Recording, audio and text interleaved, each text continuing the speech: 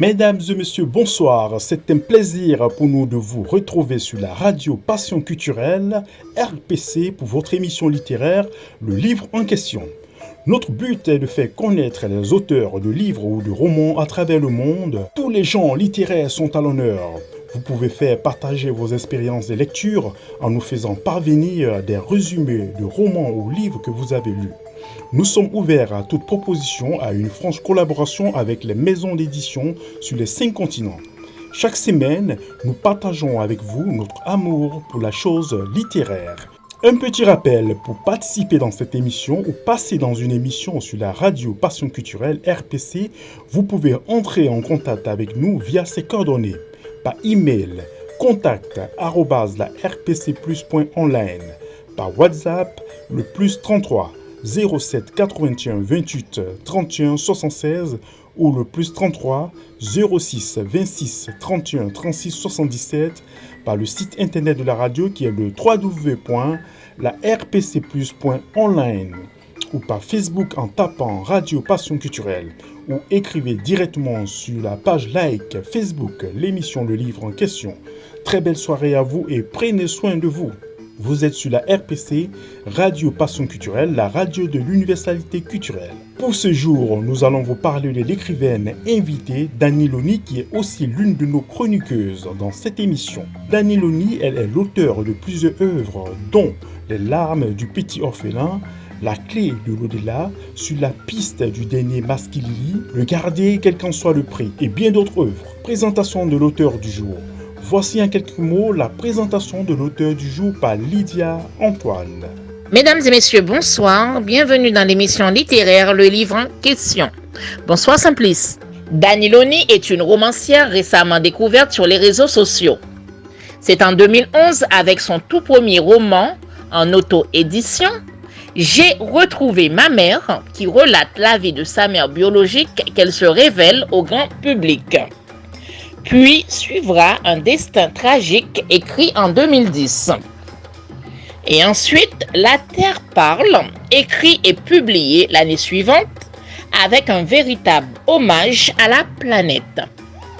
Son essai, Les larmes du petit orphelin, écrit en 2013, examine la problématique d'être mère à 60 ans et les conséquences. Son recueil de nouvelles, Regarder quel qu'en soit le prix, paru en 2014 sur la thématique de l'histoire d'un couple dans la tourmente de l'infidélité. Son troisième roman, La clé de l'au-delà, en 2016, a confirmé sa tendance à rester dans la catégorie des romans à fiction et a ainsi fidélisé son lectorat. Sa passion est de relater à travers ses romans des histoires axées sur des questionnements de la société moderne. En 2019, elle saute le pas avec son nouveau roman Sur la piste du dernier Masquilili, dédié à la défense de la forêt amazonienne et à sa protection contre les projets miniers, notamment celui de la Montagne d'Or. Une manière de soutenir les peuples premiers, les Amérindiens et les Guyanais qui y vivent pour ainsi préserver leur habitat. Après la présentation de l'auteur du jour, écoutons Dani Loni dans une interview conduite par Simplice Animaux et Lydia Antoine. Bonjour Dani Loni, dites-nous, qui est Dani Loni ? Bien, mon histoire est très compliquée et pas facile à relater. En quelques mots, je vais tenter d'en résumer les grandes lignes. Alors au départ, je suis née dans des circonstances peu habituelles. J'ai failli naître in extremis dans la rue où ma mère biologique vivait. Elle vivait dans la rue, dans la misère la plus profonde. J'ai été séparée d'elle 2 jours après ma naissance et placée dans une pouponnière. Et 1 an après, je devais être placée en province chez des fermiers. Mais heureusement, un couple de Parisiens sans enfants m'a adoptée et m'a élevée dans un environnement plutôt agréable.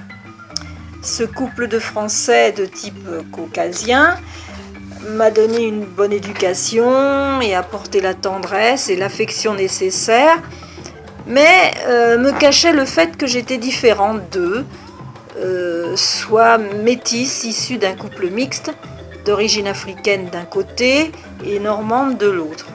Je ne sais pas pourquoi, mais jusqu'à l'adolescence, ils m'ont fait croire que j'étais blanche et pratiquement blonde, ce qui était assez exagéré malgré quelques mèches claires éparpillées dans ma chevelure. Bref, ils ont occulté totalement mon métissage et j'avoue que la surprise fut grande le jour où je suis rentrée à l'école et que les insultes racistes ont commencé à pleuvoir. Plus brièvement, on s'est acharné pendant longtemps à soutenir que j'étais blanche alors qu'à l'extérieur, on me traitait de sale négresse. J'avoue que ces contradictions ont causé pendant longtemps chez moi un certain déséquilibre identitaire qui m'a terriblement affectée. C'est autour de l'âge de 11-12 ans que des Africains m'ont appris à m'accepter définitivement en me disant avec une diplomatie déconcertante que j'étais une jolie petite fille métisse de couleur café au lait. Ils m'ont beaucoup aidé à ouvrir les yeux sur le monde tel qu'il est. Un peu plus tard, j'ai fréquenté des Afro-Caribéens qui m'ont aidé eux aussi à vivre mon métissage de façon plus amusante. À l'âge de 20 ans, j'ai connu mon mari guyanais qui a confirmé que j'étais une jolie métisse et m'a permis de m'épanouir dans la diversité en étant bien dans ma peau. Je savais désormais qui j'étais et je m'affirmais en tant que telle. Au fur et à mesure, avec l'âge, est venue l'assurance et l'acquisition d'une très forte personnalité, Dieu merci. Bonsoir Dany. Dany, depuis combien d'années écrivez-vous?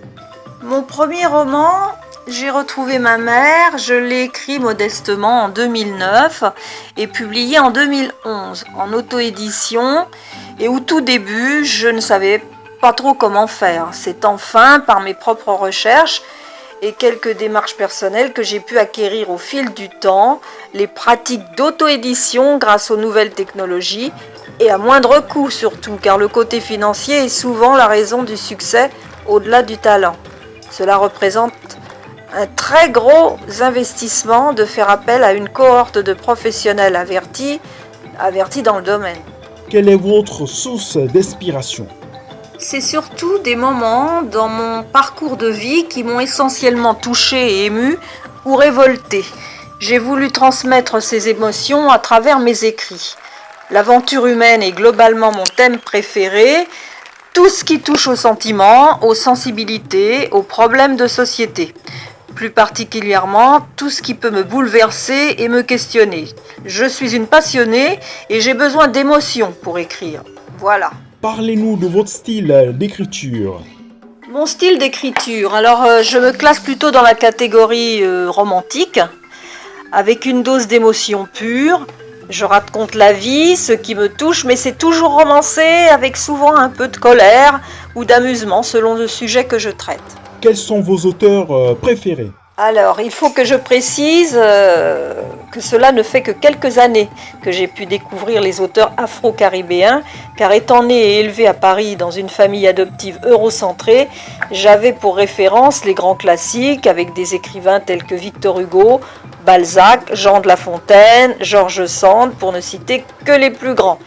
L'environnement où je vivais ne me permettait pas d'accéder à d'autres auteurs que des auteurs traditionnellement européens. C'est à partir de la maturité, si je puis dire, que j'ai, par le biais d'associations diverses, élargi mon horizon.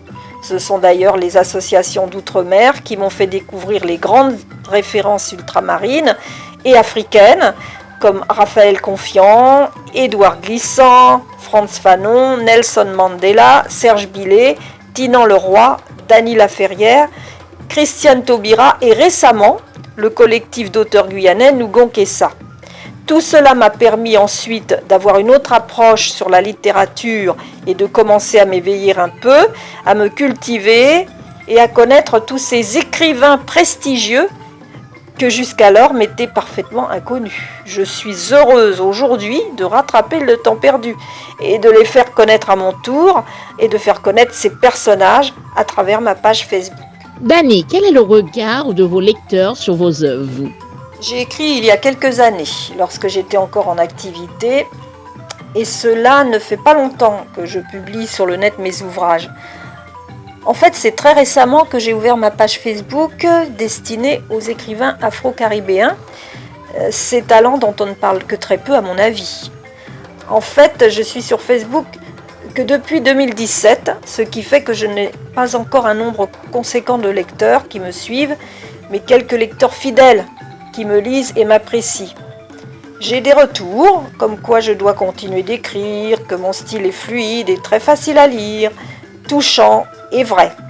Il y a une lectrice qui m'a avoué relire les pages précédentes de mon dernier roman, qui s'intitule Sur la piste du dernier Maskilili, paru en 2019. Elle m'a avoué qu'elle relisait les pages précédentes avant d'entamer une nouvelle page pour bien savourer l'histoire. Une autre lectrice m'a dit par le biais de Messenger qu'elle se retrouvait quelque part dans mes histoires. Je les remercie de m'avoir fait confiance et je ne veux surtout pas les décevoir. Je suis heureuse de voir que mes livres contribuent à faire passer de bons moments de lecture à mes lecteurs et faire vivre mes personnages, mes messages. Quels sont vos projets littéraires pour les années à venir?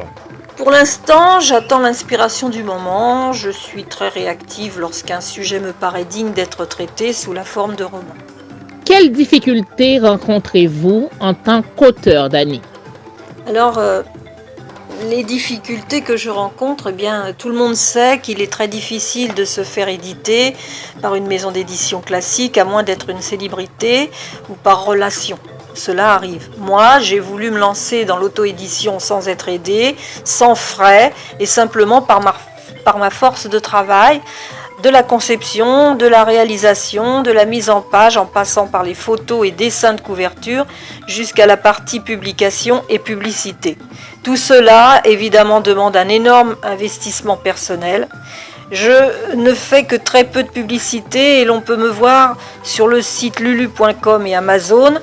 À part cela, je me contente de ma petite vie de retraité à présent, mais je tiens toujours à soutenir celles et ceux qui œuvrent pour la justice, l'égalité, quand il s'agit de la diaspora noire à laquelle j'appartiens, par le biais de chroniques radiophoniques et littéraires, tant que faire se peut. Où peut-on vous classer, nouvelliste ou essayiste? Alors je me situe plutôt dans la catégorie romancière, car les livres que j'ai écrits ils comprennent entre 150 et 300 pages. Ce sont des romans à part entière. La nouvelle que j'ai publiée, par contre, Le garder quel qu'en soit le prix, est une histoire courte. Quant à essayiste, mon essai, Les larmes du petit orphelin, c'est ma seule expérience sur ce thème. Un message particulier à l'endroit de nos auditeurs, Dany Loni? Je voudrais simplement leur dire que dans la vie, rien n'est impossible. Les rêves sont permis pour tout le monde et quelquefois se réalisent. Ne laissez personne vous dire que vous n'y arriverez pas, quel que soit ce que vous voulez faire ou entreprendre, parce qu'un jour, ce que vous attendiez arrive sans bruit et vous amène à votre but. Restons toujours avec notre invitée Dany Loni qui va nous lire un extrait d'un texte qu'elle a écrit sur le thème du racisme. Je tiens à préciser que ce texte a fait le buzz sur les réseaux sociaux. Dany Loni. Il y a quelque temps, j'ai assisté à un échange sur Facebook entre deux personnes. La première personne disait « J'en ai marre d'entendre parler du racisme ». Et l'autre personne lui a répondu intelligemment « Et moi, j'en ai marre de le vivre ». Je suis de l'avis de la seconde personne. Aussi, j'ai écrit un texte contre le racisme parce qu'il le fallait. Pour moi, j'avais besoin de m'exprimer. Je vais vous le lire. Le racisme. Le racisme est le poison de l'humanité. Il s'enracine à cause d'une minorité d'individus qui refusent que d'autres existent, simplement parce qu'ils n'acceptent pas la diversité de l'espèce humaine. Il s'ensuit la haine de l'autre, la jalousie de l'autre, le déni de l'autre. Cette pathologie est provoquée par l'ignorance, l'inculture et le désir de mettre en doute l'histoire si elle ne leur appartient pas. Si l'histoire du monde est diverse dans ses composantes, on sait aujourd'hui que la plus ancienne civilisation a été construite par les Afro-Égyptiens, laquelle civilisation était source de beaucoup de découvertes et d'inventions. Cette civilisation kémite, peuple noir, a déversé et dispensé son savoir à travers le monde et d'autres civilisations l'ont utilisé ensuite, l'ont repris en partie pour construire à leur tour leur propre science, leur propre culture et ont profité de cette avancée pour évoluer vers le monde que l'on connaît aujourd'hui. De hauts scientifiques, architectes et historiens remercient d'ailleurs les Afro-Égyptiens pour leur contribution. Les racistes ne représentent qu'une petite partie de l'humanité, mais font énormément de dégâts dans les esprits. Le racisme aliène, détruit les familles, divise les fratries, l'humanité, crée des apartheids familiaux, isole et éloigne les personnes de leurs origines en leur matraquant le cerveau d'idéaux, de cultures et de religions étrangères aux antipodes des leurs. Tout cela pour les rendre ignares de ce qu'ils sont. Ils deviennent alors des êtres en proie aux problèmes identitaires insolubles que l'on connaît aujourd'hui. Ils montent les gens les uns contre les autres, car ils ont divisé l'espèce humaine qui est pourtant une et indivisible par des pseudosciences basées sur la colorimétrie des humains. Tous les blancs ne sont pas racistes. Preuve en est que la majorité descend dans la rue lors de manifestations antiracistes et défendent les grandes causes humanitaires.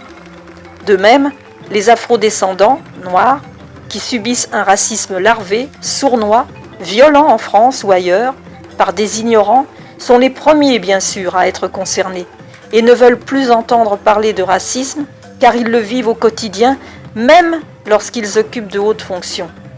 Plus aucun humain dans le monde ne veut vivre avec le racisme en épée de Damoclès sur la tête. Ce mal est à enrayer absolument, si l'on veut vivre ensemble sur cette planète en bonne harmonie.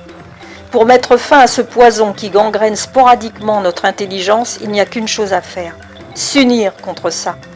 L'union fait la force. Je suis antiraciste et j'en suis fière, mais je ne m'ignore pas. Après cette belle lecture, nous partons en musique en écoutant le remix de la chanson de Nakomi Tukana de l'artiste Insignia Mungana de la République démocratique du Congo. Notre rubrique l'expression de la semaine. Cette semaine, nous allons vous parler de l'expression faire son miel. Savez-vous que les abeilles sont de viles profiteuses?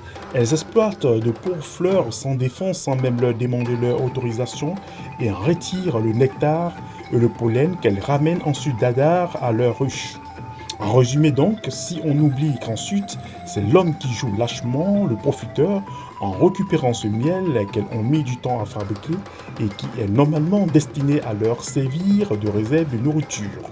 On peut dire que les abeilles profitent des fleurs pour en faire le miel. En faut-il vraiment plus pour expliquer notre métaphore où les fleurs sont remplacées par toute chose dont on sait extraire un miel ou quelque chose de convoité ou de profitable. Ici, il ne faut pas voir le profit sous l'aspect uniquement pécuniaire qu'on associe souvent au mot, car il peut aussi bien être physique ou intellectuel. Si la date de l'apparition de l'expression ne semble pas précise, on trouve des écrits du XVIe siècle qui comparent déjà le comportement de ceux qui savent tirer profit de certaines choses à celui des abeilles et de leur miel. Après la rubrique l'expression de la semaine, petite pause musicale avec l'artiste Commandant Simi qui nous chante SMS pour Mama Africa. Commandant Simi. Trop de guerre sur nos terres,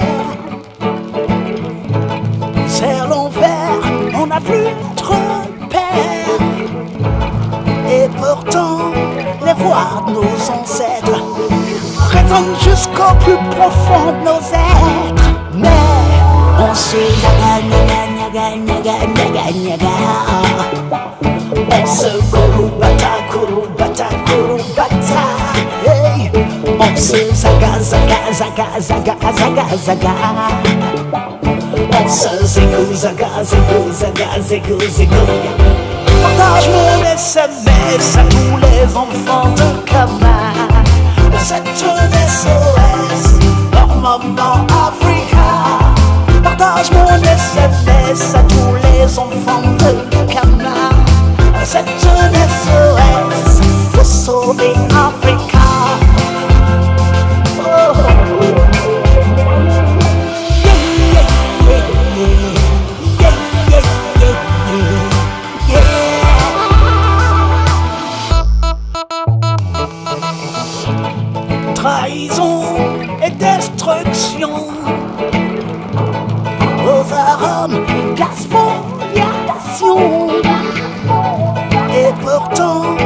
voix de nos ancêtres résonne jusqu'au plus profond de nos êtres. Mais on se gagne. On se kurubata. On se zaga. On se zégou. Partage mon SMS à tous les enfants de Kama. C'est un SOS pour Maman Africa. Partage mon SMS à tous les enfants de Kama. C'est un SOS, faut sauver Africa. Oh, yeah.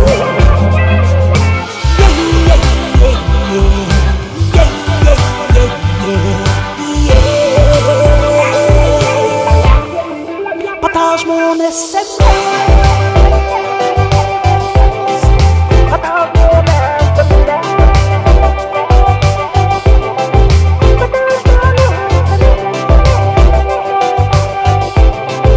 C'est un SOS. Partage mon SMS à tous les enfants de Kama. C'est un SOS pour Maman Africa. Partage mon SMS à tous les enfants de Kama. C'est un SOS pour sauver Africa. Partage mon SMS. Partage mon SMS. Partage mon SMS.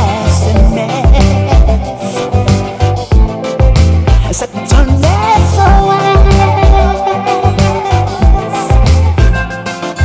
C'est qui ça, kadakadai.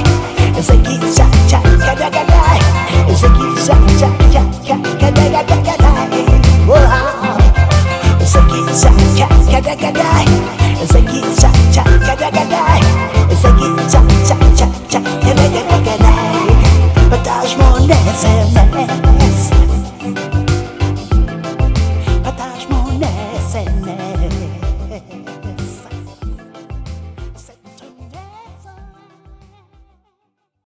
Nous arrivons maintenant à notre rubrique En librairie.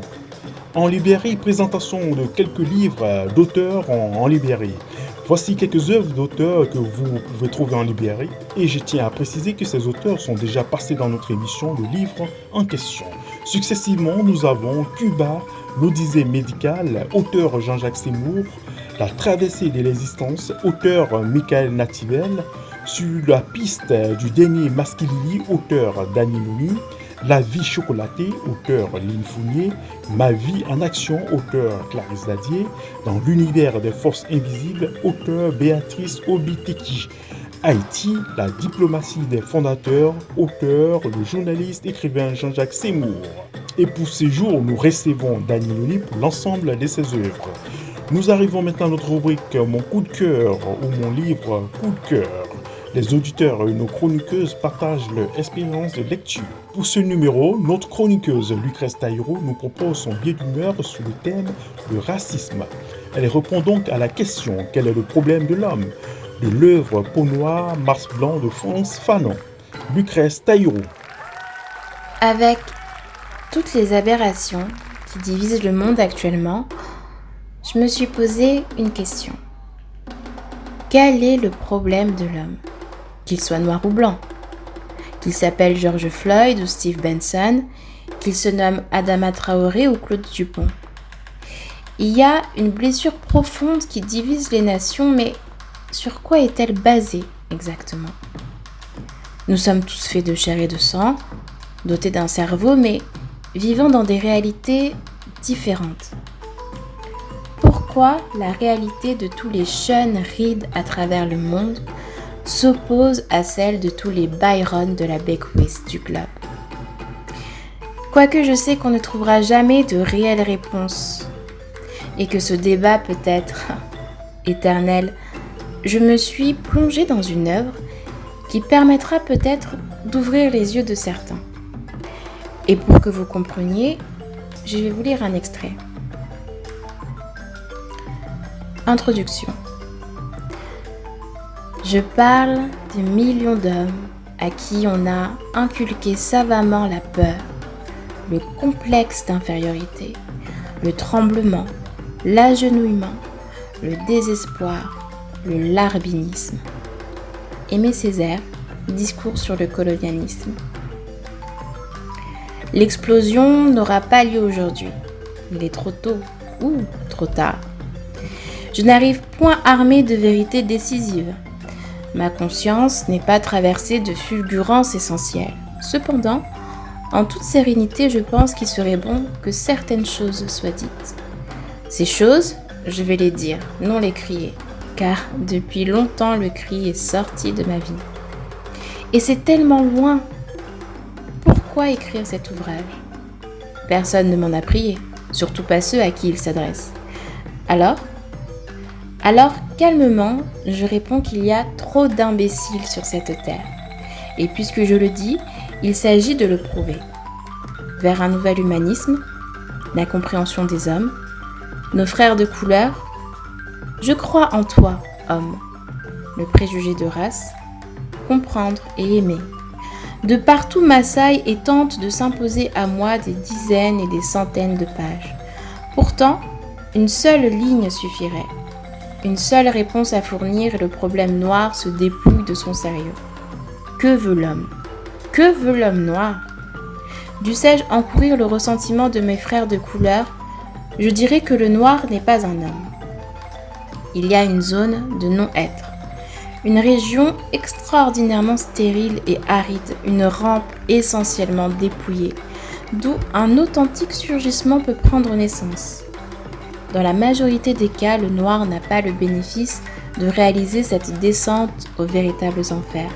L'homme n'est pas seulement possibilité de reprise, de négation. S'il est vrai que la conscience est activité de transcendance, nous devons savoir que cette transcendance est hantée par le problème de l'amour et de la compréhension. L'homme est un oui vibrant aux harmonies cosmiques. Arraché, dispersé, confondu, condamné à voir se dissoudre les unes après les autres, les vérités par lui élaborées. Il doit cesser de se projeter dans le monde une antinomie qui lui est coexistante. Le noir est un homme noir, c'est-à-dire qu'à la faveur d'une série d'aberrations affectives, il s'est établi au sein d'un univers d'où il faudra bien le sortir. Le problème est d'importance. Nous ne tendons à rien de moins qu'à libérer l'homme de couleur de lui-même. Nous irons très lentement, car il y a deux camps, le blanc et le noir. Tenacement, nous interrogerons les deux métaphysiques et nous verrons qu'elles sont fréquemment fort dissolvantes. Nous n'aurons aucune pitié pour les anciens gouverneurs, pour les anciens missionnaires. Pour nous, celui qui adore les nègres est aussi malade que celui qui les exècre. Inversement, le noir qui veut blanchir sa race est aussi malheureux que celui qui prêche la haine du blanc. Frantz Fanon, Peau noire, masque blanc. Après Lucrèce, nous retrouvons Danieloni pour son coup de cœur littéraire pour ce vendredi. Elle nous propose le roman La Guyane nous conquista. Pour dire on en a marre, un livre d'un collectif d'auteurs guyanais. Écoutons Danieloni. Bonjour à tous et bienvenue à votre rendez-vous littéraire de la semaine, le livre en question animé par Simplice Anino. Bonsoir Simplice. Cette semaine, je voudrais vous parler de la Guyane avant de venir à la lecture que j'ai choisie pour livre en question. C'est un livre au titre assez évocateur, Nous gonquessa, ce qui signifie nous en avons assez en créole guyanais. Mais vous en saurez un peu plus dans quelques instants et vous allez comprendre de quoi il s'agit. Tout d'abord, permettez-moi de vous présenter le cadre où les événements se déroulent. Il s'agit de la Guyane française qui partage avec le Brésil une frontière contestée depuis toujours, longue de plus de 730 km, créée en 1713 à partir du traité d'Utrecht entre la France et le Portugal et dont le tracé actuel date de 1900. La terre de Guyane est un département français, situé sur la côte nord-est de l'Amérique du Sud. Terre qui enfanta quelques illustres personnages qu'on ne cite plus, comme Félix Éboué, Justin Cataillé, Léon Gontran Damas, Gaston Monnerville, qui a failli être le premier président noir de la République française en 1968, suite à la démission du général de Gaulle, et j'en passe. Dois-je rappeler que la Guyane a fait aussi parler d'elle tout récemment avec la nomination de la garde des Sceaux, Christiane Taubira, au ministère de la Justice au sein du gouvernement Ayrault de l'époque. Ce grand territoire de 83 534 km² exactement, superficie comparable à celle du Portugal, située à plus de 7000 km de l'Hexagone, regorge de richesses. Outre le centre spatial, qui représente 15% du PIB national, la forêt amazonienne d'une biodiversité exceptionnelle constitue à elle seule 96% de la surface du département et fait l'objet d'une exploitation forestière relativement importante. De plus, elle recouvre un sol très riche en minerais, or, zinc, cuivre et plomb, dont l'exploitation est néanmoins centrée sur les carrières de roches et l'activité aurifère bien entendu. Pour ce qui est de l'exploitation marine, la pêche crevettière, produite et transformée en Guyane, est la branche la plus performante de cette activité. En effet, 85% de la production est exportée vers la France hexagonale pour moins de 10% aux Antilles. Les chalutiers vénézuéliens, détenteurs d'une licence communautaire, y pêchent le vivano et le mérou pour en débarquer 75% de leur production sur les ports guyanais et exporter 80% vers les Antilles. Une production agricole plutôt variée et abondante qui fournit correctement les marchés de la localité. Malgré cette image idyllique d'une économie locale qui devrait pouvoir installer les Guyanais dans une autosuffisance confortable, les Guyanais ont souffert pendant près de 40 ans d'une panne de développement indiscutable. Vous voyez plutôt, 22% de la jeunesse guyanaise est au chômage. 30% de la population vit en dessous du seuil de pauvreté. Alors en 2017, les 500 frères relèvent un grand nombre d'insuffisances et font donc l'action d'inviter le peuple à manifester dans la rue. C'est ainsi que des écrivains guyanais ont décidé de s'impliquer dans un collectif d'auteurs dans ce qui deviendra la grande marche de tous les Guyanais réunissant toutes les composantes de la population unies dans un seul et même élan.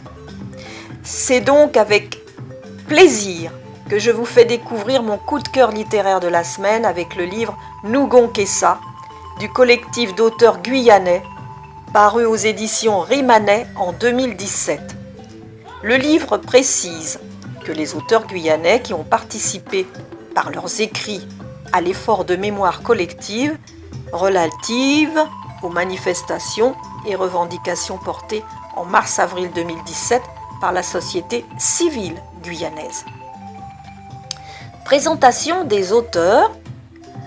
Alors, Claudine Jantet, auteure des romans Les animaux domestiques et les mammifères et auteur du livre Le trésor des immortels, paru en février 2020.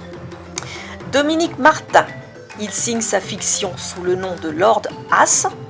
Poète et plasticien, il a été commissaire d'exposition et a participé en tant que plasticien à de nombreuses rencontres artistiques. France Ney, auteur de J'accompagne maman au marché aux éditions Rimanet et éditrice. Aimé Gédéji, elle est l'auteure de nombreux recueils de poésie, dont La Guyane et la poésie aux douleurs, aux sagesses. Joël Roy, romancier, essayiste et auteur d'albums de jeunesse, a écrit Devoir marronner aujourd'hui dans l'espace des Guyanes et son dernier roman, Peuple en marronnage, paru en 2020. Marie-Georges Thébia, auteure de La vie bidime d'Abrosia Nelson, qui sera nominée au prix Carbet de la Caraïbe en 2017, et auteur de Mon nom est Copena, paru en 2019. Michel Léman, auteur de Une vie après l'autre et L'ogre et le petit génie, paru aux éditions Rimanet. Enfin, Sylviane Vayabouri est auteure quant à elle de Rue l'Alouette prolongée en 2006 et de La Crique en 2010, pour ne citer que ces deux ouvrages. Ce recueil de nouvelles, Nougon-Kessa, écrites chacune par les différents auteurs les plus renommés en Guyane. Tout d'abord le prologue, introduction du livre qui explique les racines de la mobilisation de mars-avril 2017 en Guyane par Serge Mam Lam Fouque, professeur émérite de l'Université de Guyane, et par Jean Moumou, maître de conférence de l'Université des Antilles. La première nouvelle, Flammant, est un récit écrit par Marie-Georges Thébia. La seconde nouvelle, Jeunesse perdue, par Claudine Jantet. La troisième nouvelle, Marronnage, est une fiction écrite par Joël Roy. La quatrième nouvelle, Santa Cassian, est également une fiction par Lord Haas. La cinquième nouvelle, Un grand été de mars, de Sylviane Vayabouri. La sixième nouvelle, Fugue sur un mouvement social, de AMGGDJ. Puis la septième nouvelle, Osons la Guyane, est un essai de Michel Léman. Enfin, pour terminer, Laissez passer, une nouvelle de France Ney. La quatrième de couverture de Nougon-Kessa reprend les différentes phases de la mobilisation et retrace point par point ce qui a conduit à la grande marche de revendication des Guyanais. Déterminée. La Guyane française, oui, est déterminée. Et l'adjectif n'est pas banal. Le 28 mars 2017, une grande marche historique a rassemblé autour d'un même élan protestataire des milliers de personnes, toutes origines et classes sociales confondues. La communauté internationale a pris conscience des enjeux propres au territoire guyanais, tributaire de la métropole éloignée. Un collectif de 9 auteurs installés en Guyane exprime dans ce recueil de nouvelles les inquiétudes, les colères et les joies qui marqueront à jamais cette période de 4 semaines de manifestations, de grèves et de blocage de l'économie. La détermination des 500 frères a révélé des instants de remarquable solidarité d'une population unie vers un même désir, celui de voir la Guyane décoller, la Guyane levée. Vous découvrirez dans ce recueil une approche florilège des vagues de protestation et cernerez les racines du mal, les doutes et les espoirs en un avenir meilleur pour le peuple guyanais. Voici quelques extraits. Page 44. Récit flammant. J'ai marché comme vous tous et ce jour-là, je me suis dit que la Guyane s'était réveillée contre toute attente.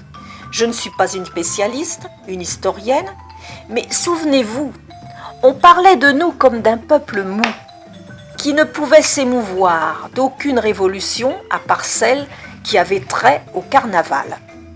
On se raillait de notre incapacité à nous soulever, nous, les Guyanais, ce peuple qui a tout subi. Les déportations des popotes, hommes que l'on considérait comme le rebut de l'humanité, la mauvaise réputation de l'enfer vert, terrible que pendant longtemps c'était les seules références que nous avions, puis on est devenu département français, département de pacotille, puisque nous étions toujours à la traîne malgré la fusée. Et aujourd'hui, Nous avons réussi. Le monde entier sait que nous existons, que nous nous battons pour nos enfants, nos petits-enfants, pour un autre destin que celui qui nous a été octroyé jadis. Vous avez tous dit « nous bon qu'est ça » et elle fut interrompue par une voix, par des voix. Elle s'aperçut qu'un attroupement s'était formé. « À pas nous bon qu'est ça, femme, à nous gon de ça ».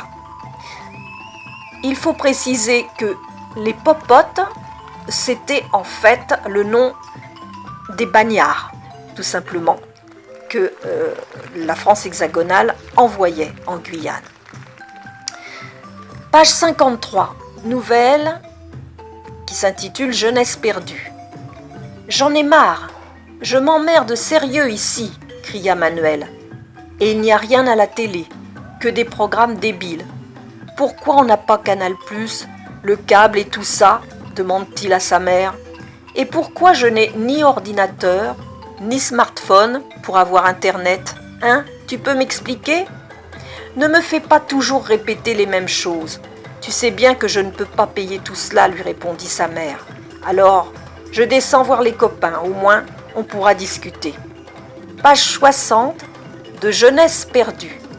« Viens, on va aller vers la plage de Montjoli, faire un tour, dit Georges. C'est parti. Et là, l'occasion rêvée. Ils remontaient l'avenue Caristan quand ils virent une jeune femme qui poussait son scooter alors qu'elle sortait d'une propriété. Ni une, ni deux, ils s'approchèrent d'elle. Manuel sauta, se précipita, la bouscula, enfourcha l'engin et les deux partirent, faisant vrombir les machines, s'échappant de la vue de tous les témoins. La jeune femme désespérée arrêta une voiture. Le passager appela aussitôt les forces de l'ordre. Le conducteur et la passagère d'une voiture qui arrivait en face avaient tout vu. Ils avaient vu toute la scène et ne purent que constater le désespoir de cette femme qui pleurait, disant qu'elle ne pourrait plus se rendre chez ses divers employeurs pour y faire les ménages. Page 71, dans Marronnage. « Écoute-moi, depuis le début, Paris se fout de nous. On demande de parler au ministre. Il nous envoie à la place d'anciens hauts fonctionnaires qui n'ont jamais rien fait pour nous et qui ont quitté la Guyane depuis 20 ans ou plus. On ne veut pas parler avec eux, on veut parler à des responsables. 2 ministres sont venus, ils sont partis au bout de 2 jours en nous promettant des miettes par rapport à ce que demandent les collectifs. » Page 87 dans Santa Cassiane. Paul avait dû passer les nombreux barrages installés depuis peu sur les routes de Guyane. Ce merveilleux département d'Amérique du Sud, laissé à l'abandon. « Barrer tout !» avait été le mot d'ordre. Un nouvel ordre se mettait en place. Une révolte avait fendu le bleu du ciel comme un éclair. Un mal-être venu du fond des âges. Page 112, dans un grand été de mars. Elle les reconnaissait tant. Oui, ils étaient tous là dans cet immense cortège, tous unis dans la diversité, si beaux, si un, si peuple guyanais. L'émotion est montée à son comble quand sont arrivés dans un rouge étincelant les peuples autochtones en descente du fort Sépérou, dont les cris sourds pour la reconnaissance de leurs droits parvenaient au cœur de chacun. Et pour parfaire à ce riche nuancier, la présence des avocats du barreau de Guyane en leur couleur originelle bigarrée de noir et blanc. Page 148-149 dans Fugue sur un mouvement social. Nous Gonquessa, les 500 frères, c'est le nom de notre mouvement. Nous ne sommes pas 500. En réalité, nous sommes beaucoup plus. Nous englobons non seulement ceux qui sont actifs dans le mouvement, mais également les sympathisants. Ce n'est pas compliqué ce que nous voulons. Nous disons stop à la criminalité et à la perte de notre qualité de vie. Nous sommes la Guyane en marche. L'avant-dernier extrait, page 159 d'après l'essai « Osons la Guyane », le constat. Élie Castor et Georges Ottilie, écrivaient dans leur ouvrage paru aux éditions caribéennes en novembre 1984, la départementalisation n'a pas effacé des siècles d'histoire coloniale. En dépit de la loi d'assimilation de mars 1946, la Guyane présente encore les traits d'une économie de type colonial caractérisée par la dépendance de plus en plus croissante vis-à-vis de la métropole. Elle est au niveau géopolitique un pays colonisé, sous-développé et sous-peuplé. La France interdit à la Guyane d'être présente sur la scène internationale. Elle ne peut prendre de contact officiel avec les autorités surinamiennes et brésiliennes qui sont de la compétence de la France, qui règlent les problèmes de la Guyane sans aucune concertation ou discussion avec les édiles qui vivent dans le pays. Page 187 dans Laissez-passer, une nouvelle. Nous étions au 42e jour du conflit qui opposait l'équipe des éléphants blancs à celle des grenouilles, toutes scotchées devant leur poste de télévision. Les premiers, eux, se terraient en rang clairsemé dans leur belle savane de peur qu'on ne les voie de loin, car il fallait faire bonne figure et cacher tous les attributs de leur présence. Et surtout, de leur puissance. Mon avis. Alors mon avis, cet ouvrage relate parfaitement l'histoire de la naissance d'une marche voulue par un peuple qui, à travers ses revendications légitimes, a su marquer les mémoires non seulement de tout un territoire, mais aussi de toute la France jusqu'au niveau international. Les Guyanais, dans leur détermination, ont su faire valoir leurs droits oubliés de la République. Ils ont pu démontrer que tout un peuple, avec toutes ses composantes, pouvait se soulever dans une marche d'unification sans violence, sans débordement, autour des 500 frères, déterminés à se faire entendre. Merci à tous de votre attention et d'avoir écouté cette chronique. N'oubliez pas les gestes qui protègent. Je vous souhaite un bon déconfinement et vous dis à la semaine prochaine. Nous arrivons maintenant à notre rubrique L'actualité du livre. Pour cette rubrique, nous allons retrouver Lydia Antoine qui fait un flashback sur la 5e édition du Festival africain des écrivains émergents. Ce festival s'est tenu au Cameroun. Lydia Antoine. La rubrique L'actualité du livre de cette semaine, on va faire un flashback sur la 5e édition du Festival africain des écrivains émergents. Cameroun. Le coup d'envoi de la 5e édition du Festival africain des écrivains émergents a eu lieu le 6 février 2020 dernier. Le Festival africain des écrivains émergents est une plateforme internationale qui se propose de réunir les jeunes Camerounais et Africains autour de la culture littéraire en général et de l'écriture en particulier. Il est né de la volonté ferme des jeunes de partager leur passion pour cet art dans le but de contribuer à l'essor culturel de l'Afrique. Le tout motivé par un esprit de vivre ensemble, de partage et de découverte de l'Afrique profonde. Ce festival est aussi le lieu de mise en exergue du riche patrimoine culturel et littéraire de l'Afrique. Pour cela, il célèbre chaque année une figure plurielle de l'écriture africaine. Lydia Antoine, l'actualité du livre de la semaine. Nous arrivons maintenant à notre rubrique, le proverbe ou la citation du jour. La citation de ce jour est la suivante. Cela semble impossible jusqu'à ce qu'on le fasse. Une citation de Nelson Mandela qui a vécu de 1918 à 2013.